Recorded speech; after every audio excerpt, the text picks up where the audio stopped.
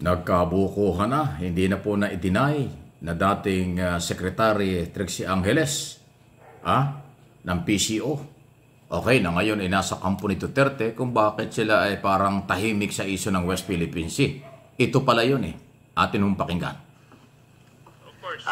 Mr. Chairman, ganito lang po. Mr. Chairman. May mga warning pa, Sandali lang, Can I address my questions to Miss Trixie Angeles Cruz? Is she present? Ayan Oh, there. Ayan Can kita you nyo to? more or less tell us, Miss Cruz, when was this seminar, where and when was it held? Ayan. Nag-seminar sila sa China. Sponsor ng China. On May 23rd to June 5th, 2023. Ayan So 2023. Yes, sir. So, again, what dates? May 23rd to June 5th, 2023. So, ilang araw po kayo sa China, Miss Cruz? 2 linggo. Mahina po ako sa math, but from May 23rd to June 5th, I assume that's about roughly about 12 days. 12 days, 12 so more or less around 2 weeks. Halos 2 More or weeks. less, Yeah. And this seminar, was it sponsored or did you have to pay for your seminar fees? This was sponsored. So, ang nagbayad po nito ay yung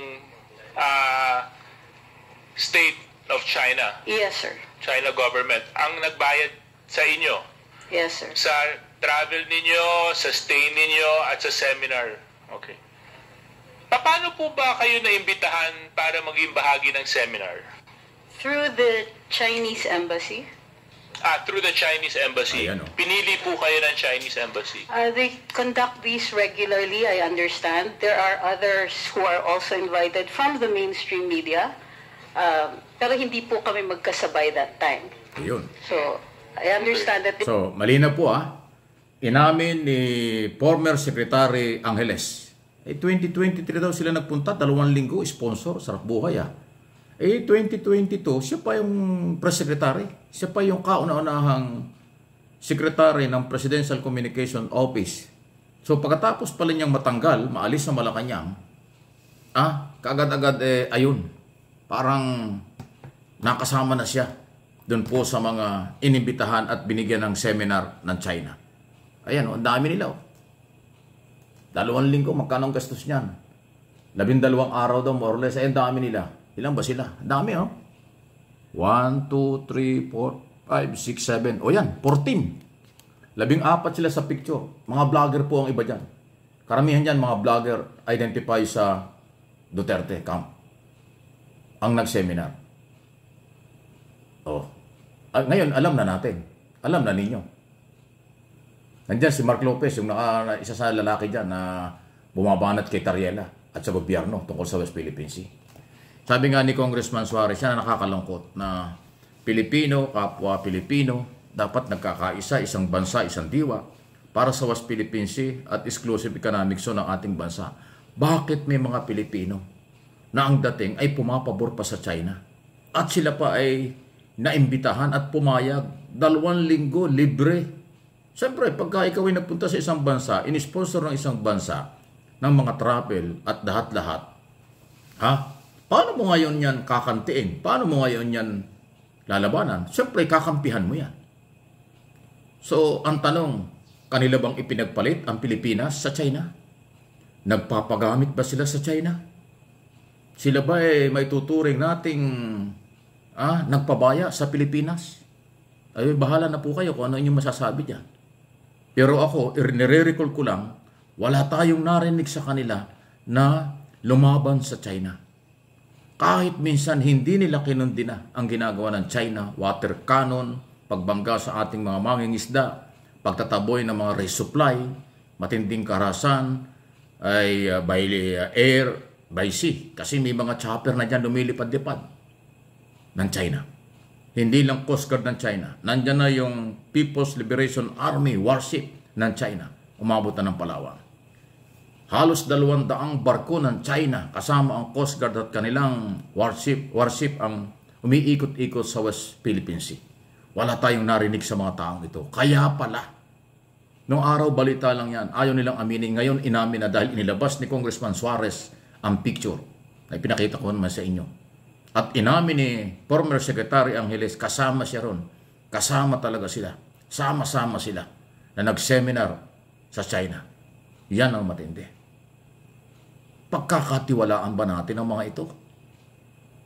Sila ba'y maninindigan para sa kapakanan ng Pilipinas?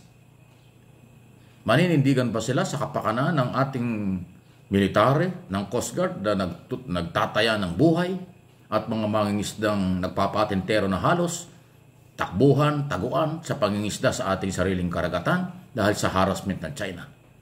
Kayo na po ang humusga at mag-comment sa isyong yan. Akin lang ho, pinaparating sa inyo dahil wala fake news sa atin. Kinumpirma ni Angeles na sila'y nag-seminar. Sila'y ipinatawag ng Chinese Embassy at ipinadala doon. Anong aasahan natin?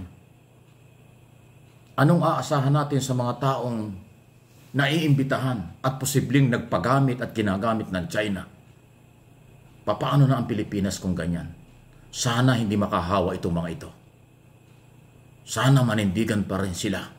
Sana maawa sila sa ating military, sa ating gobyerno at sa kanilang mga anak at pamilya na ipaglaban ang karapatan ng Pilipinas, hindi ang karapatan ng dayuhang nangaagaw. Sabi nga ni Secretary Gibo Teodoro, nangaagaw nang hihimasok na ang China sa teritoryo ng Pilipinas, kaya tayo dapat magkaisa.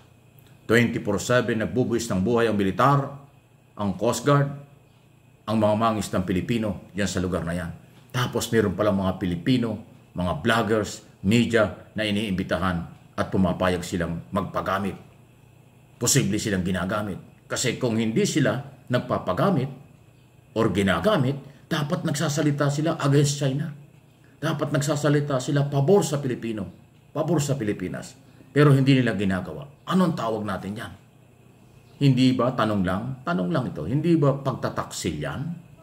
Hindi ba makapili yung ganyang galaw? Hindi ba may pagkatraidor yung ganyang galaw? Nagtatanong lang po, anong inyong masasabi? Kayo, tayong mga Pilipino ay malaya. Iba talaga ang galawan nila, ano? Ayaw nila sa Marcos administration.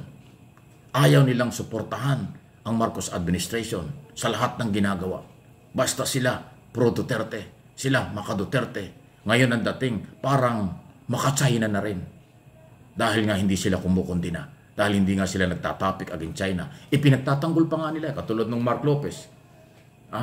Pinagbintangan pa niya na tayo daw mga Pilipino ay nagwa-water cannon din. Isipin mo. Samantalang wala namang record ang Philippine Coast Guard at military na tayo nag-water cannon sa West Philippine Sea.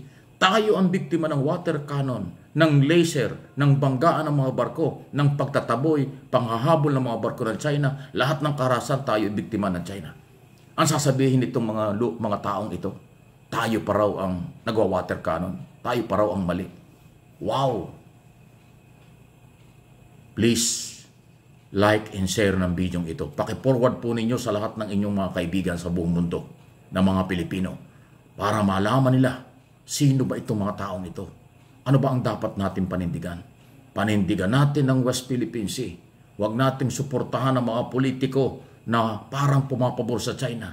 Huwag nating suportahan ang mga taong walang malasakit, walang pagmamahal. Yan ang aking opinyon at analysis sa kanilang mga galaw. Dahil sila ay parang, hindi lang parang, sila ay parang natalian, nagpapagamit sa kapakanan ng nananakop ng aagaw sa exclusive economic zone ng ating bansa. Ibang klase ang mga taong ito.